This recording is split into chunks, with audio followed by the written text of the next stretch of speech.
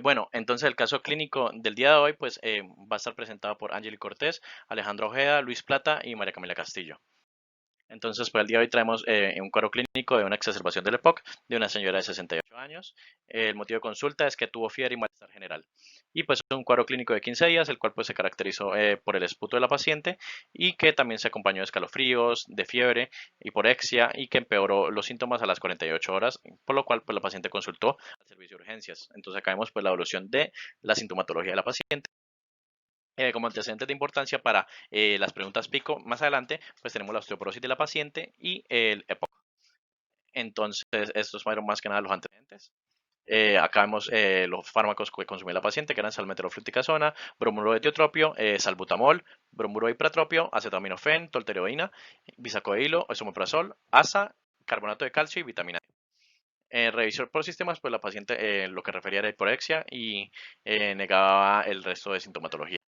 En cuanto al examen físico, pues se encontró ya modificado la saturación de oxígeno que estaba baja y también aumentada la frecuencia respiratoria.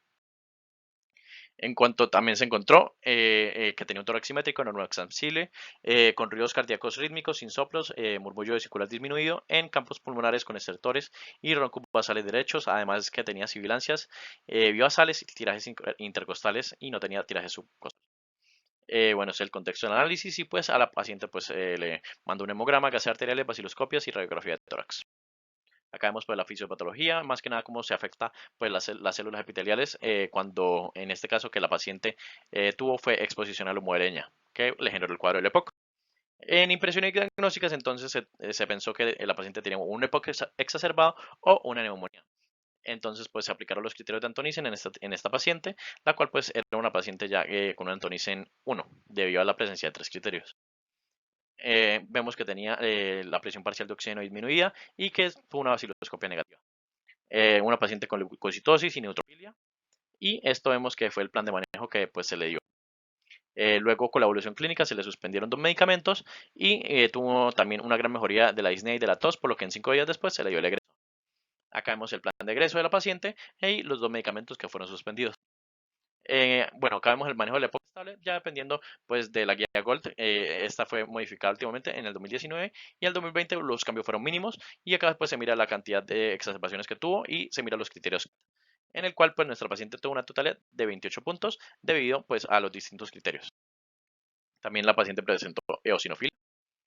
Y para la primera pregunta pico, entonces lo que vamos a ver es una población de pacientes con EPOC y se buscó pacientes que estuvieran intervenidos con un macrolído a largo plazo y se comparó con los que no tuvieron pues el uso de este macrolído. Se buscó entonces también como objetivo la prevención de futuras exacerbaciones y la pregunta pico pues consiste en ¿puede el uso de macrolídeos a largo plazo ayudar en la prevención de una exacerbación del EPOC?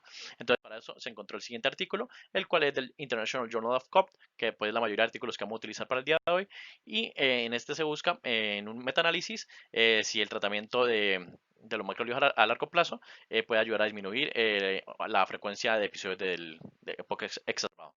Entonces, estos fueron los métodos con los cuales pues, se buscó encontrar y entonces se excluyeron los distintos estudios hasta lograr un número de 2 estudios dentro de este metaanálisis. Y como resultados, pues vimos que en la mayoría favorecía a los macrólidos, en la mayoría de estudios se favorecía al macrolídeo debido a los odds ratio en los distintos ensayos clínicos. Entonces, como conclusión a esto se puede mostrar que el tratamiento profiláctico con acitromicina o eritromicina, que son macrólidos, lograron disminuir la cantidad de la frecuencia con la que se dan episodios de exacerbaciones del EPOC. Y sin embargo, pues como es un macrolídeo y a largo plazo podría aumentar la aparición de efectos adversos y generar una mayor resistencia a los macrólidos. Bueno, en la segunda pregunta pico, pues tenemos pacientes con EPOC y EPOC exacerbado. También en la intervención se buscó pacientes que tuvieran una deficiencia de vitamina D y contra los que no tenían esta deficiencia. El objetivo era mirar el riesgo que tiene la deficiencia de la vitamina D sobre el EPOC. Entonces la pregunta sería, ¿podría la deficiencia de la vitamina D tener relación con la severidad de un EPOC exacerbado? Entonces, pues encontró el artículo pues, de la misma fuente en el cual pues, se buscaba evaluar la relación entre la vitamina D y el riesgo y gravedad de exacerbación del EPOC. Entonces, pues se incluyeron dos estudios dentro de este metaanálisis y más que nada lo que se encontró fue que la deficiencia de vitamina D sí tenía una relación directa con, con, con lo que era la gravedad del EPOC. Acá entonces podemos apreciar de distintas tablas cómo se evaluó. El valor que utilizaron fue el SMD. Y como conclusión, pues encontraron los niveles séricos de vitamina D asociados inversamente con el riesgo de gravedad del EPOC, y deficiencia de vitamina D se asocia con un mayor riesgo del EPOC y EPOC grave, pero no con la exacerbación del EPOC. Entonces vale la pena considerar los métodos del ensayo en la heterogeneidad. Entonces, la tercera pregunta lo que busca es evaluar la población total dentro de pacientes expuestos a corto plazo a contaminantes de aire, y se comparó con los que no tuvieran esta exposición a contaminantes. El objetivo de esta pregunta pues, es mirar cómo se desarrolla el EPOC. Entonces, la pregunta como tal sería: ¿qué agentes contaminantes estarían involucrados con la evolución del EPOC? Entonces, acá en el International Journal of COP, lo que se busca en este artículo es los distintos agentes contaminantes, cómo se evalúan para mirar el riesgo que pueden generar dentro del EPOC. Entonces, este metaanálisis lo que incluye es 59 estudios para pues, lograr evaluar esto. Entonces, los resultados más que nada se encontró que estos distintos contaminantes como el ozono, el nitrógeno y el monóxido de carbono pueden llegar a generar lo que es un mayor efecto y una mayor gravedad dentro del EPOC. Entonces, se confirmó que la exposición a corto plazo a los principales contaminantes del aire podría aumentar el riesgo de exacerbaciones del EPOC. La seguridad ambiental, también que tenga cada país, y las políticas de salud pública pueden lograr reducir esto. Bueno, entonces para este estudio se utilizaron pacientes con EPOC en cualquier estadio y el uso de distintas terapias inhalatorias tales como LAMA, corticosteroides, entre otros. Y se comparó contra los distintos fármacos que se utilizan de manera inhalada y pues también el placebo. Y el objetivo pues era encontrar la terapia inhalatoria más eficaz para el tratamiento del EPOC. Entonces la pregunta consiste en qué tipo de terapia inhalada para pacientes con EPOC sería la más eficaz.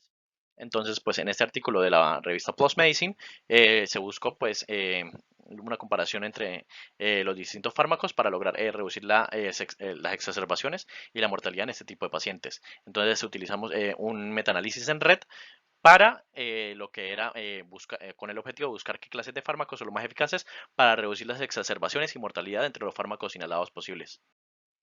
Entonces, en cuanto a métodos, lo que se utilizó fue pues un metaanálisis en el cual se incluyeron pues ya la cantidad de 55 de 199 artículos, y pues acá vemos la red como comparaba más que nada los LAMA, los LAVA con placebo para pues este tipo de estudio. También pues incluyeron los corticosteroides inhalados.